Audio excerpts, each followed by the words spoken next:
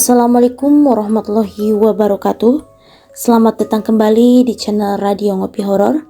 Kali ini aku akan membawakan kisah horor nyata yang berjudul Rumah Makan Goib di Alas Roban. Cerita ini ditulis oleh salah satu akun Xcrop yang bernama Lakon Story. Bagi kalian yang ingin membacanya secara langsung, akan aku tulis di deskripsi. Dan jangan lupa untuk follow. Dan bagi kalian yang belum subscribe channel ini, jangan lupa subscribe, like, dan share sebanyak-banyaknya. Bagaimana kisahnya? Ini dia kisahnya. Disclaimer dulu ya teman-teman, bahwasanya semua nama, tempat, dan waktu dalam cerita ini disamarkan. Mohon maaf bila ada kesamaan dalam cerita ini. Cerita ini terjadi ketika aku dan keluargaku melakukan perjalanan dari Jawa Barat menuju kampung halamanku yang ada di Jawa Timur. Dan tidak hanya aku. Waktu itu semua anggota keluargaku benar-benar masuk dan makan di sebuah rumah makan yang ternyata rumah makan tersebut adalah rumah makan goib. Awalnya, sepertinya anak pertamaku telah menyadari jika rumah makan tersebut adalah rumah makan gaib.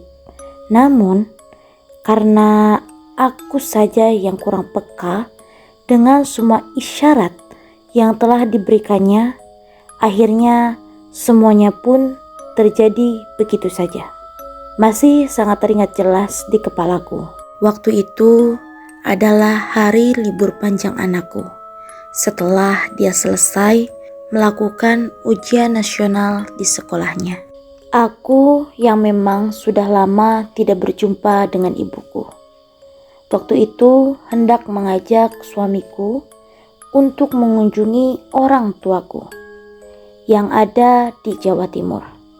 Mas, mumpung dia libur, ayo pulang ke Jawa Timur, ucapku memulai obrolan di malam itu. Dio merupakan anak pertamaku. Kapan? Ucap suamiku singkat. Ya, kamunya bisa kapan? Aku kangen banget sama ibu. Katanya, Mbak Yuli juga melahirkan loh. Kan kita bisa sekalian jenguk dia, imbuhku. Iya, tapi aku atur jadwal dulu ya dek. Kerjaanku masih banyak. Mungkin minggu depan aku baru bisa. Tapi ya gak bisa lama-lama. Gimana? Terang suamiku jelas. Iya mas, tapi kira-kira kapan? Biar aku telepon ibuku. Siapa tahu beliau nitip sesuatu, sahutku. Kalau kita berangkat Kamis malam gimana? Jadi nanti kita berangkatnya setelah aku pulang kerja. Terus Jumat dan Sabtu kita di sana. Dan Minggu malam kita bisa balik ke sini.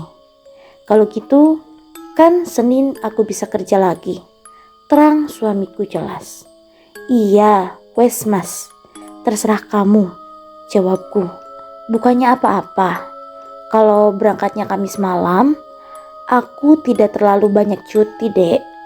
Cutiku jadi cuma hari Jumat dan Sabtunya saja. Kan Minggu aku memang libur. Imbuh suamiku sambil melihat kalender yang memang terpasang di dinding rumahku. Ya sudah, Kamis depan ya berarti. Terima kasih ya mas, sahutku sambil memeluk suamiku dari belakang. Dan akhirnya aku dan suamiku pun sepakat untuk pulang ke Jawa Timur pada hari Kamis malam di minggu berikutnya. Singkat cerita, setelah beberapa hari berlalu, akhirnya hari yang kutunggu-tunggu itu pun telah tiba. Benar sekali, hari itu adalah hari Kamis di mana aku hendak mengunjungi orang tuaku. Aku yang memang sudah lama tidak bertemu, waktu itu benar-benar menjadi sibuk mempersiapkan barang bawaanku yang nantinya akan kuberikan kepada orang tuaku. Aku kerja dulu ya dek, kamu siapkan semuanya. Jangan lupa bawa baju-baju dan barang-barang Lila. Kasihan dia masih bayi, jangan sampai ada yang ketinggalan. Lila adalah anak keduaku. Nanti sore pas aku pulang kerja, semuanya harus sudah siap agar kita bisa langsung berangkat. Ucap suamiku pagi itu sambil masuk ke dalam mobil dan pergi ke tempat kerjanya. Iya mas, jawabku dengan mulai mempersiapkan barang-barangku satu persatu. Waktu itu tentu saja aku menyiapkan semua barang bawaanku dan barang anakku yang saat itu masih balita. Dan tidak hanya itu, oleh-oleh buat orang tuaku yang memang sudah kusiapkan sebelumnya pun. Saat itu tidak lupa juga kutata rapi agar ketika suamiku pulang nanti aku bisa langsung segera pergi. Hingga akhirnya sore hari pun tiba.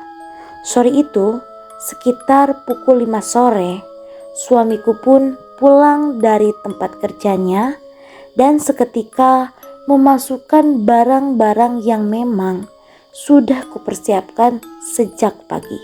Mas, biar aku saja yang masukin semua barangnya ke dalam mobil. Kamu makan dulu dan istirahat. Nanti habis maghrib saja kita berangkat. Kamu biar gak terlalu capek, nanti kamu nyetir jauh loh, ucapku. Sudah, gak apa-apa dek, kamu urusin saja baju Lila.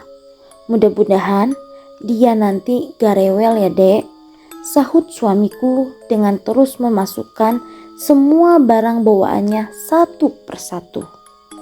Dan singkat cerita, setelah semua barang bawaanku sudah masuk ke dalam mobil, aku dan suamiku pun berangkat menuju rumah orang tuaku sekitar pukul 6 sore. Sepanjang perjalanan, tentu saja waktu kuhabiskan dengan mengobrol bersama suamiku. Hal itu memang sengaja kulakukan karena selain agar suamiku tidak cepat mengantuk, malam itu keadaan jalan benar-benar sangat sepi. Dan tanpa terasa, waktu pun berlalu begitu saja. Pinggir jalan yang awalnya masih terlihat padat dengan pemukiman penduduk, malam itu perlahan mulai sepi dengan tidak adanya rumah yang terlihat berdiri. Hingga akhirnya setelah beberapa jam kemudian, malam itu pun aku sampai di kawasan hutan yang jauh dari keramaian. Malam itu di ponselku sudah menunjukkan pukul 00:45 dini hari. Keadaan jalan yang sepi ditambah dengan tidak ada satupun lampu yang terlihat menerangi, membuat saat-saat itu rasanya tidak akan pernah bisa kulupakan hingga saat ini. Mas, hati-hati ya, ucapku sambil melihat ke arah kanan dan kiri. Yang di situ yang kulihat hanyalah pepohonan rimbun yang berjejer dengan rapi. Namun, untungnya setelah beberapa saat kemudian, malam itu aku tiba-tiba melihat dari kejauhan ada sebuah cahaya kuning kecil yang ketika kami semakin mendekatinya, ternyata sumber lampu redup tersebut adalah sebuah rumah makan yang sepertinya satu-satunya rumah makan yang ada di kawasan hutan tersebut. Mengetahui hal itu, suamiku yang sebelumnya diam, malam itu tiba-tiba mengajakku untuk mampir ke rumah makan tersebut karena aku pun tahu suamiku sejak pulang kerja tadi masih belum makan sama sekali.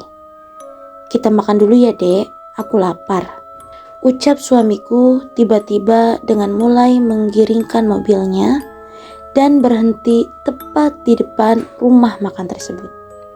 Dan setelah mobil berhenti di depan rumah makan tersebut, akhirnya aku dan keluarga pun turun dari kendaraan dan mulai melangkahkan kaki masuk ke dalam rumah makan yang waktu itu. Memang ada beberapa pembeli yang terlihat duduk di kursi-kursi yang telah disediakan. Namun anehnya, waktu itu aku memang sempat sedikit bertanya-tanya, karena meskipun banyak pembeli, tetapi aku sama sekali tidak melihat adanya kendaraan yang terparkir di depan rumah makan tersebut. Padahal nyatanya, perlu kalian tahu, rumah makan tersebut berada di tengah hutan yang letaknya lumayan jauh dari pemukiman. Semua pembeli ini kesini naik apa ya? Kok gak ada motor atau mobil sih? Yang ada cuma mobilku. Masa mereka kesini jalan kaki? Kan di sini gak ada rumah. Pikirku dalam hati sambil berjalan masuk ke dalam rumah makan tersebut. Namun anehnya, belum selesai aku memikirkan semua itu, tiba-tiba aku dikagetkan dengan anak pertamaku yang saat itu tiba-tiba menarik bajuku. "Ma," teriak Dio. "Ada apa nak?" sahutku sambil menoleh ke arah anakku yang saat itu berdiri tepat di sampingku. "Aku gak mau makan," ucap Dio. Mendengar hal itu, tentu saja aku pun sedikit terkejut dan sedikit emosi karena waktu itu aku pun tahu jika Dio juga masih belum makan sejak dari tadi. "Loh, kok gak mau? Sudah, kamu harus makan. Soalnya nanti gak ada rumah makan lagi. Rumah nenek masih jauh, jangan bandel," ucapku sambil sesekali menoleh ke arah suamiku yang saat itu masih terlihat sibuk memilih menu makanan yang memang sudah disiapkan. "Kamu mau makan apa dek?" ucap suamiku. "Ayam goreng saja mas." "Oh iya, nih si Dio gak mau makan katanya," imbuhku. Mendengar ucapanku, suamiku yang sebenarnya sibuk memilih menu makan pun waktu itu tiba-tiba berjalan menghampiri Dio dan mencoba membujuk Dio agar dia mau makan di tempat tersebut. "Dio, kalau kamu gak makan, besok kamu pasti sakit. Kalau sakit, kamu gak bisa main sama Yuna. Katanya mau main sama Yuna. Kalau kamu mau makan, besok papa belikan mainan di rumah nenek," rayu suamiku. Namun anehnya, bukannya menurut. Malam itu anakku malah terlihat diam sambil sama sekali tidak menjawab perkataan dari suamiku. Kok tumben Dio jadi pendiam? Kan biasanya dia rewel dan suka banget ngomong, pikirku dalam hati. "Kamu kenapa sih nak?" sahutku. Dan lagi-lagi bukannya menjawab, Dio malah terlihat diam sambil berlindung di belakang tubuhku dengan tangannya yang juga meramas rok panjangku. "Mau makan apa?" ucap ibu-ibu tua pemilik rumah makan tersebut di sela-sela aku dan suamiku yang masih terus memujuk Dio. "Anu bu, ayam goreng 2 porsi dan teh hangatnya 2. Oh iya, nambah 1 porsi lagi ayamnya ya. Tapi dibungkus saja. Sepertinya anak saya lagi gak mau makan," terang suamiku sambil mendekati ibu-ibu tua pemilik warung tersebut. Dan anehnya, bukannya melayani dengan penuh ramah. Waktu itu, ibu-ibu tua pemilik rumah makan tersebut malah terlihat datar dengan tidak sekalipun tersenyum terhadapku. Pemilik rumah makan tersebut seorang ibu-ibu tua. Kalau saya taksir, beliau berumur 60 tahunan. Kulitnya sawo matang dengan keriput yang terdapat di seluruh wajahnya. Dan tidak hanya itu, wajah ibu-ibu tersebut benar-benar datar dan dingin. Tapi setelah ku ingat-ingat lagi, semua pembeli di rumah makan tersebut terlihat datar dengan tidak sekalipun mengeluarkan kata. Semuanya terlihat sibuk memakan makanannya dengan sesekali melihat ke arah bayiku yang saat itu masih tertidur lelap di gedonganku. Dan singkat cerita, setelah pesanan sudah kami ucapkan, akhirnya aku dan suamiku pun duduk di salah satu kursi yang memang telah disediakan. Waktu itu, sembari menunggu pesananku selesai dibuatkan, tentu saja aku pun sesekali kembali melihat ke arah pembeli lain. Yang malam itu, semua pembeli tersebut benar-benar terlihat sangat aneh. Jadi, jangankan tertawa, berbicara saja waktu itu tidak ada yang terlihat. Hingga akhirnya, meskipun keadaan rumah makan tergolong ramai, akan tetapi rasanya benar-benar terasa sepi dengan tidak ada satupun orang yang terdengar mengeluarkan kata untuk berbicara. Yang terdengar waktu itu hanyalah suara jangkrik ditambah dengan suara kipas angin yang terdengar terus-terusan berputar. Mengetahui hal itu, aku pun perlahan menarik baju suamiku sambil sedikit berbisik jika keadaan di dalam rumah makan tersebut sangat mencurigakan. Mas, rumah makan ini kok aneh ya? Semuanya pada diam, bisikku. Aneh gimana? Ya gitu dek, semua pada diem, kan ini sudah malam. Mungkin mereka sudah ngantuk, jawab suamiku pelan. Dan setelah mendengar penuturan suamiku, aku pun akhirnya diam dengan mulai kembali menyelimuti bayiku yang waktu itu masih dalam keadaan tertidur lelap. Namun anehnya, sebelum selesai aku menyelimuti bayiku, tiba-tiba aku dikagetkan dengan suara suamiku yang terlihat terkejut sambil memandangi ponselnya. Oke teman-teman, part 1 sudah selesai. Dan bagaimana kelanjutan ceritanya setelah suaminya mengetahui bahwa ada sesuatu yang janggal? Jangan lupa untuk klik subscribe dan tunggu part keduanya di minggu yang akan datang. Sekian dari Radio Ngopi Horor. Sampai jumpa. Wassalamualaikum warahmatullahi wabarakatuh.